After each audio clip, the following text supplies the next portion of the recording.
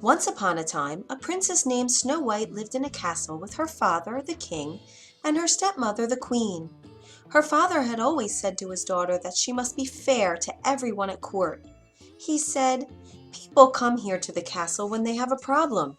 They need the ruler to make a fair decision. Nothing is more important than to be fair." The queen, Snow White's stepmother, knew how much this meant to her husband. At the first chance she went to her magic mirror. "Mirror, mirror on the wall," said the queen, "who is the fairest of them all?" "Snow White is the fairest of them all," said the magic mirror. "What?" yelled the queen. "No one is more fair than I." The queen must have the best of everything. Everyone knows that. What could be more fair than that? "Snow White is the fairest of them all," repeated the magic mirror.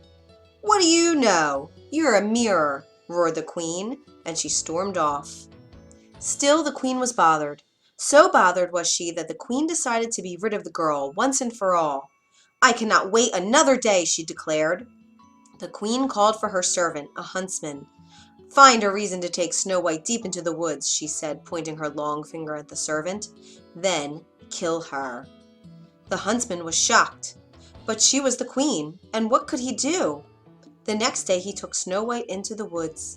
As he drew his knife to slay her, Snow White turned around. "Look," she said, taking something out of her pocket. "You have always been so good to me."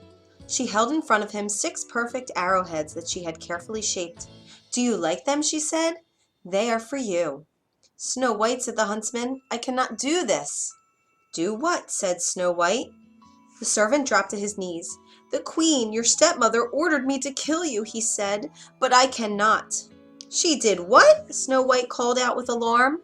"You must run away," said the huntsman, "far into the woods now, and never come back to the castle."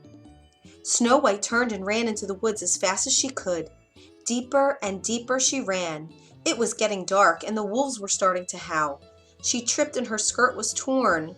Tall tree branches seemed to reach down to the very ground to grab her. She was scratched, bleeding, and scared. Yet she ran on and on. Then, all of a sudden, in the distance, there was a light. Who was living so deep in the woods? She stepped up closer and saw that it was a cottage. Yet no sound came from the cottage, only light from the windows. "Hello," she said, knocking softly on the door. "Hello?" No answer. The door was already a little bit open. She opened it some more and stepped in. "Hello? Is anyone home?"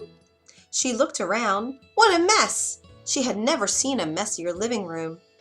"This cottage may be the biggest mess I ever saw," she thought. "But it's a roof over my head for tonight. Maybe if I clean up around here, I can earn my sleep." As she cleaned, she thought of someone she already missed. Before her father had remarried, she and a prince who lived in the next kingdom were enjoying getting to know each other. They would take long walks in the royal garden and tell each other stories and laugh.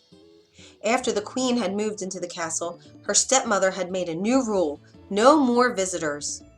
Now the prince had to slip over the palace gate in secret. He would call out to her from under her window, and they could talk a bit that way. It wasn't as good as the long walks, but it was the best they could manage. Now that she had to run away from home, would she ever see him again? After Snow White cleaned up the living room, she went upstairs.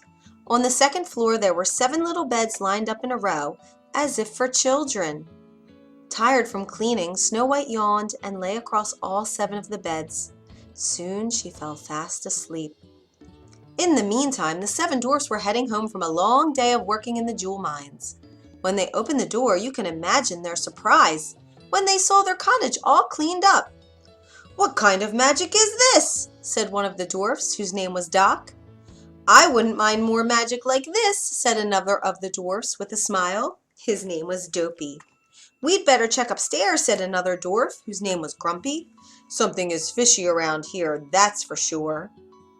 There, lying across all their beds, was a young lady fast asleep.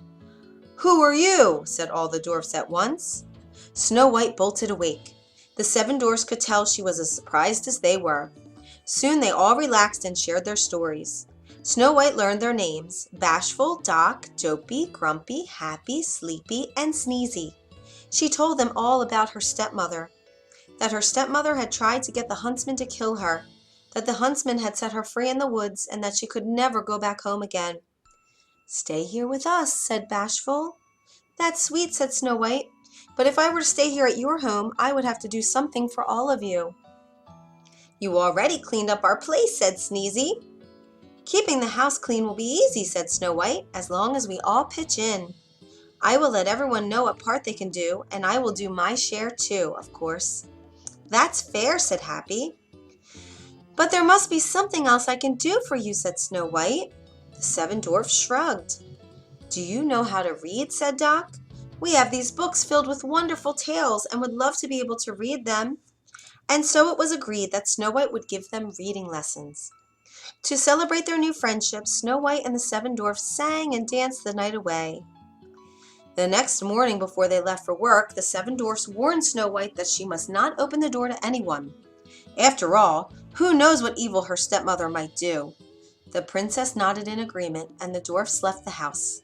The princess prepared her first reading lesson. She also prepared a good hot meal for the Seven Dwarfs when they returned home that night. And so the days passed. Back at the castle, the queen marched right up to the mirror. "Mirror, mirror on the wall," she demanded, "who is the fairest of them all?" "Snow White is the fairest of them all," said the magic mirror. "That's impossible!" screamed the queen.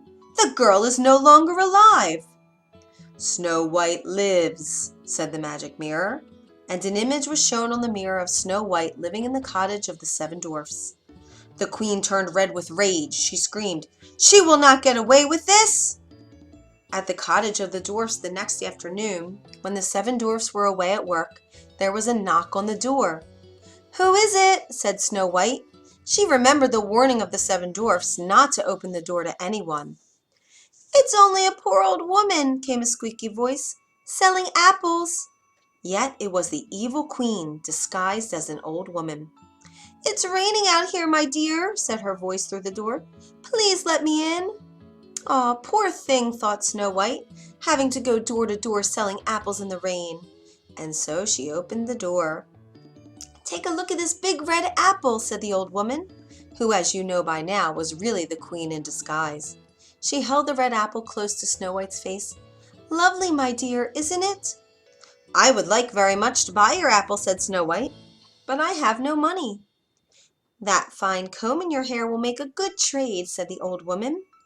"Well, all right then," said Snow White. She took the comb out of her hair and gave it to the old woman, who then gave her the apple. Snow White took a big bite. Alas, the fruit was poisoned! At once, Snow White fell to the ground in a deep sleep. Just then the door flew open. In marched the Seven Dwarfs, home from their day's work. Shocked indeed they were to find Snow White lying on the floor, and what must be her stepmother beside her, laughing. They chased that evil queen out the door and into the storm. Up to the very top of a mountain they chased her. All of a sudden, lightning hit the mountain. The queen fell, and she was never seen again. But there was nothing to help poor Snow White. She stayed absolutely still in her deep sleep. The Seven Dwarfs gently lifted her into a glass coffin. Day and night they kept watch over her. One day, the prince happened to pass through. Ever since he had learned that Snow White was missing at the castle, he was searching for her far and wide. Now he had finally found her, but in such a state! The prince pulled open the glass coffin. Her face seemed so fresh, even in that deep sleep. He gently took one of Snow White's hands in his own and kissed it. At once, Snow White's eyes opened. With love's first kiss, the evil queen's spell was forever gone. Now nothing stood in the way for Snow White and the prince to be together forever. They returned to the kingdom and lived happily ever after. The end.